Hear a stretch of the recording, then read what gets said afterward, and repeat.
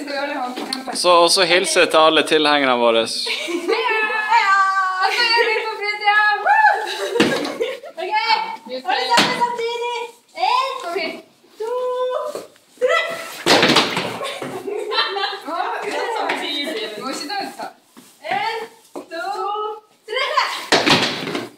Nei, det er for lett.